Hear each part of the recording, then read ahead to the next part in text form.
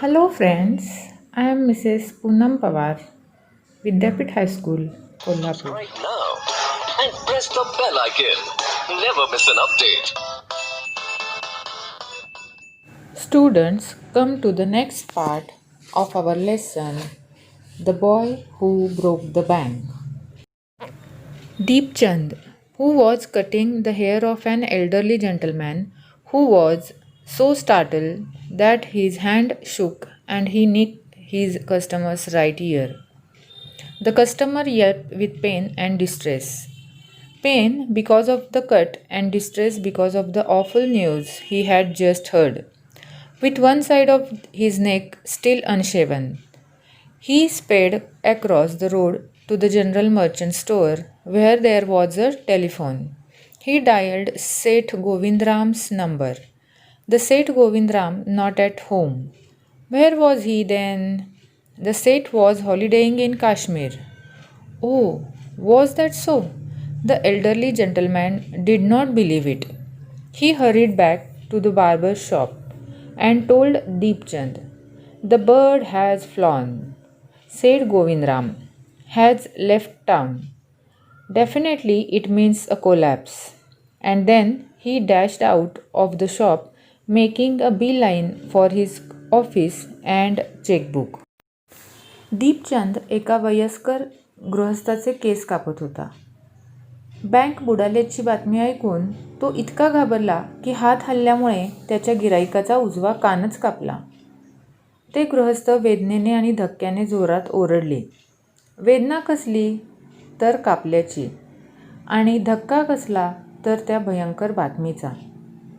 मानेच्या एका बाजूचे केस कापून घ्यायचे तसेच सोडून ती व्यक्ती लगबगीने रस्त्याच्या पलीकडे असलेल्या किराणा मालाच्या दुकानात फोन करायला गेली. त्यांनी शेठ गोविंदराम यांचा नंबर लावला. पण शेठ गोविंदराम घरी नव्हते. मग कुठे गेले ते? तर शेठ गोविंदराम हे काश्मीरला फिरायला गेले होते असे समजले. अरेच्चा, असे आहे तर? त्या वयस्कर गृहस्थाचा विश्वासच बसेना. तो घाईने न्हाव्याच्या दुकानात परतला आणि दीपचंदला म्हणाला, "पक्षी उडून गेला.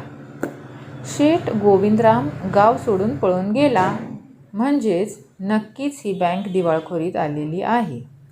आणि ते ताबडतोब ऑफिसच्या दिशेने चेकबुकची व्यवस्था करायला तडक बाहेर पडले. Here are 2 new words. First one is nicked. याचा अर्थ आहे कट स्लाइटली, म्हणजेच हलकेच कापले. And the next word is beeline. That is the direct route. याचा अर्थ आहे थेट किंवा तडक निघून जाणे. Come to the next paragraph. The news spread through the bazaar with the rapidity of forest fire.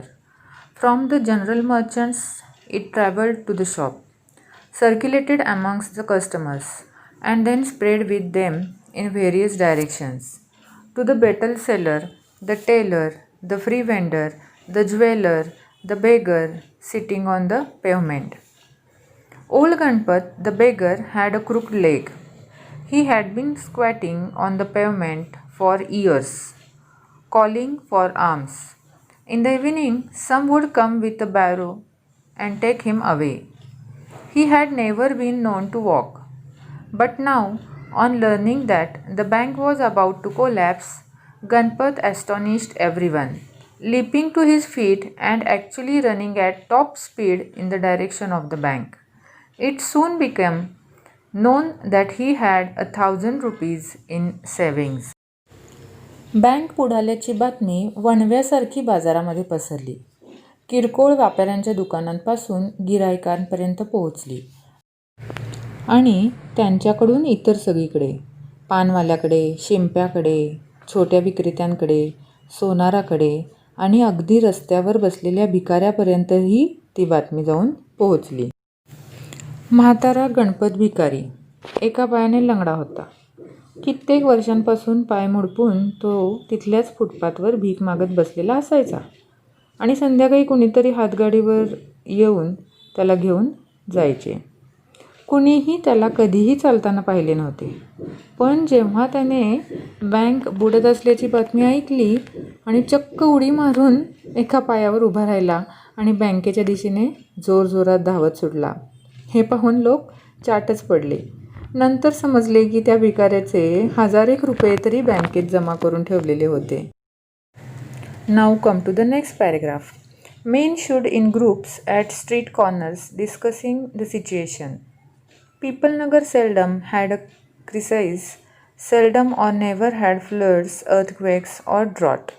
And the imminent crash of the People Nagar Bank set everyone talking and speculating and rushing about in a frenzy. Some boasted of their foresightedness, congratulating themselves on having already taken out their money or on never having put any in. Others speculated on the reasons for the crash, putting it all down to excesses indulged in by Seth Govindram. The Seth had fled the state, said one. He had fled the country, said another. He was hiding in People Nagar, said a third. He had hanged himself from the tamarind tree, said a fourth, and been found that morning by the sweeper boy. लोक घोळक्या घोळक्याने रस्त्यांवर उभे राहून या परिस्थितीबद्दल चर्चा करू लागले. आजपर्यंत पीपलनगरमध्ये क्वचितच एखादे संकट आले होते. इथे कधीही पूर, भूकंप किंवा दुष्काळाची परिस्थिती ओढवली नव्हती. आणि आता मात्र पीपलनगर बँक बुडणार या बातमीने अनेक वेगवेगळ्या प्रकारच्या चर्चांना तोंड फुटले होते. लोक वाटेल ते अंदाज बांधत होते आणि सैरभैर झाल्यासारखे वागत होते. काही जण आपण कसे पैसे वेळेत काढून घेतले असे म्हणून आपल्या दूरदृष्टीबद्दल स्वतःचेच कौतुक करून घेत होते, तर काही जण बँकेत पैसेच ठेवले नसल्यामुळे खुश होते. अनेक लोक या दिवाळखोरीमागची कारणे काय असतील याचे तर्क करीत होते आणि शेठ गोविंदरामच्या उधळपट्टीमुळेच ही वेळ आली असे म्हणत होते.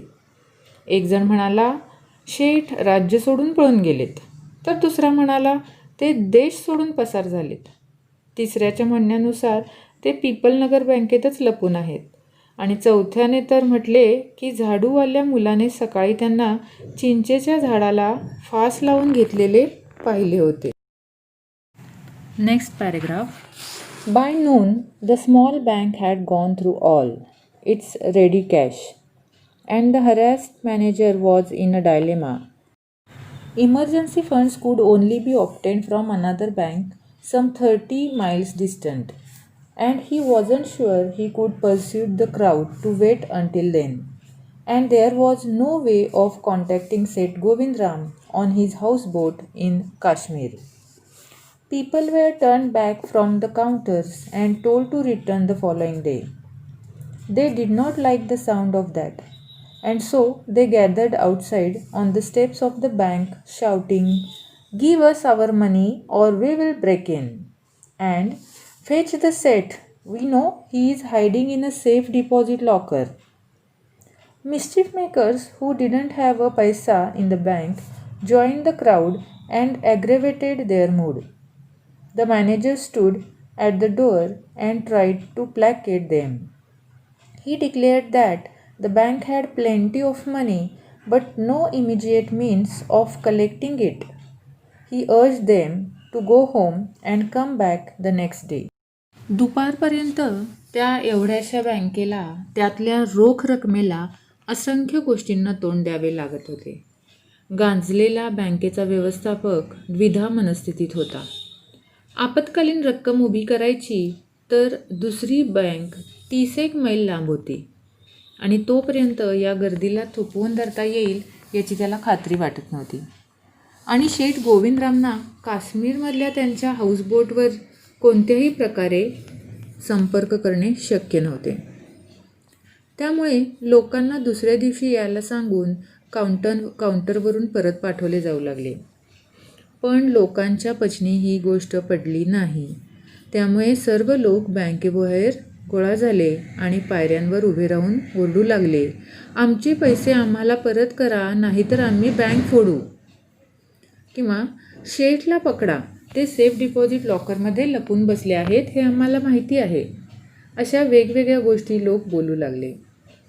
ज्यांचा एकही पैसा बँकेत नव्हता असे टवाळखोर लोक त्या गर्दीत सामील होऊन जमावाला भडकवू लागले. व्यवस्थापक दारात येऊन सर्वांना शांत करण्याचा प्रयत्न करू लागला.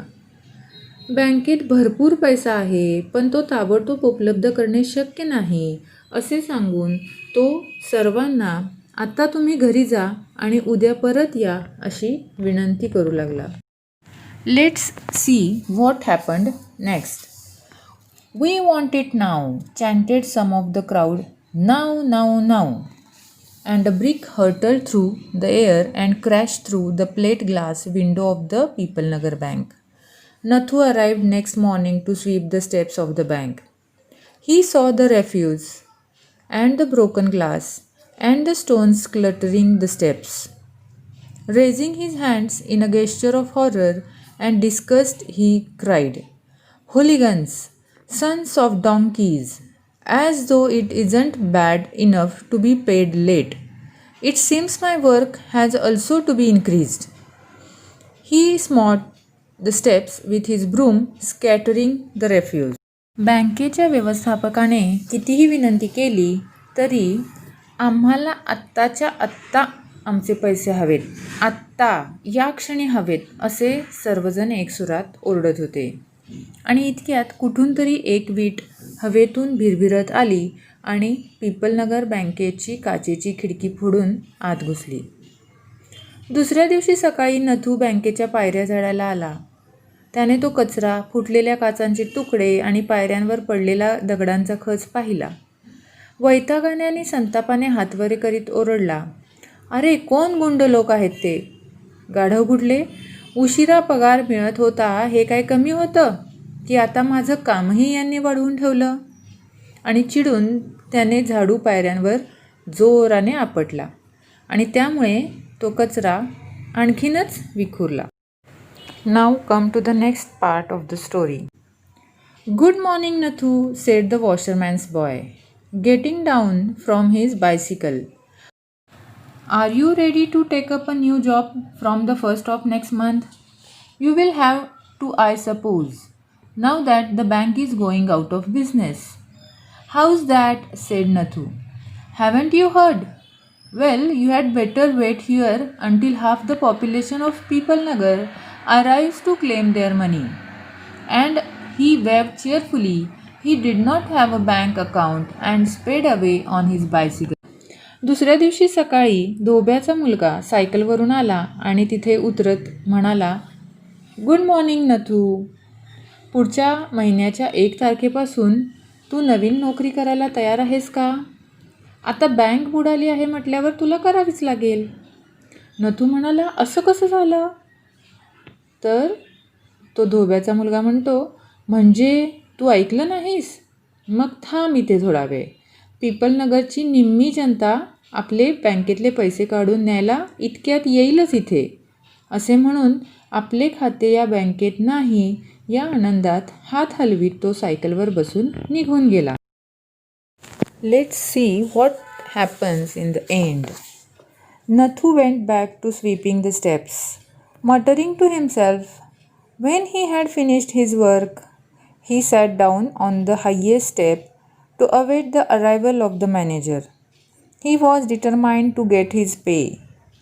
"Who would have thought the bank would collapse?"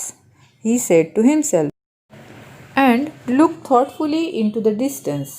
"I wonder how it could have happened."